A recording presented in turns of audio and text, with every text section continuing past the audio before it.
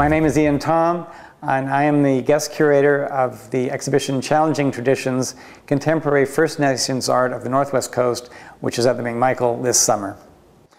This is an exhibition which looks at 40 First Nations artists who live in British Columbia and one who lives in Seattle.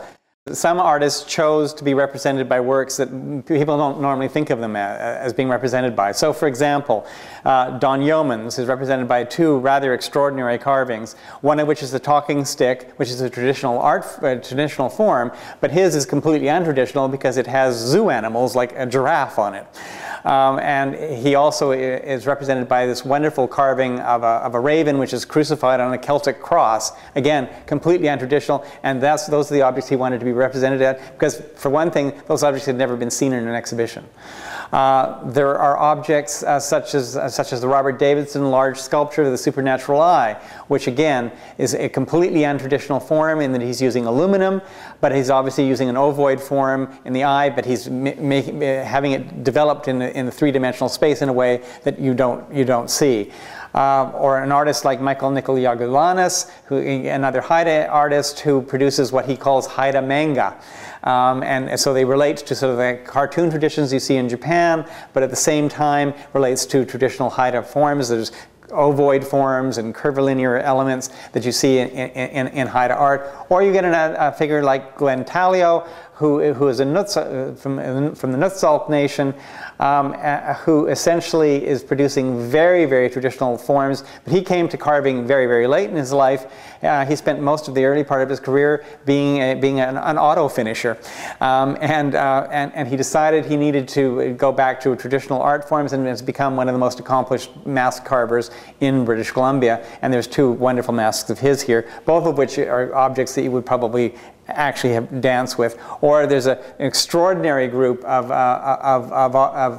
dance masks by Henry Speck, the Kwakwaka'wakw artist, Hamatsa masks, cannibal bird masks, where you can see these. They have very long beaks, and the dancer would slap together, and they make an extraordinary noise. There's artists such as the Tlingit artist Preston Singletary, who's decided to turn traditional forms into glass, because he comes from Seattle and works with the Pilchuck people, the Pilchuck Glass Studios, and learned apprentices as a glassmaker with the Marioni family. So he takes traditional basket forms and turns them into glass baskets, which is again something that relates to tradition but is completely contemporary. You have other figures such as the Kwakwaka'wakw artist Sonny Asu, who describes himself as a green-eyed Indian.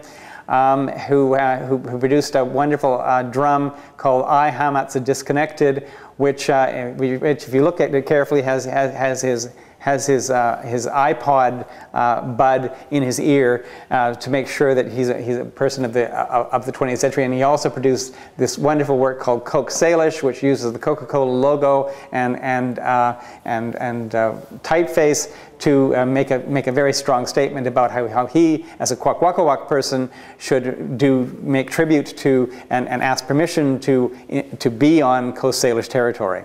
So hence he's actually making a tribute to the Coast Salish, even as he's making a comment about consumerism and all those kinds of things that are obviously inherent in the Coca-Cola imagery. One of the things that's fascinating, I think, about what's happening in First Nations art now is how do you continue to make it relevant for the 21st century? How do you continue to make tradition work, and at the same time, be able to sort of change that tradition and move it forward? I mean, Robert Davidson's sculpture, Supernatural Eye, or his paintings, which are in the exhibition, are perfect examples of that. He refers to it as expanding the circle. If tradition is the circle, you want to make the tradition bigger. You want to make the pie bigger, as it were. And so there are more possibilities that you can work in. And one of the nice things about having it at McMichael is, of course, the fact that they do have some much older objects on display here. So a visitor will be able to make the connections between the older objects and these much more contemporary objects. My name is Thom, and I'm the guest curator of the exhibition Challenging Traditions, Contemporary First Nations Art of the Northwest Coast, which is at the McMichael Canadian Art Collection this summer from June 27th to September 20th. Oh.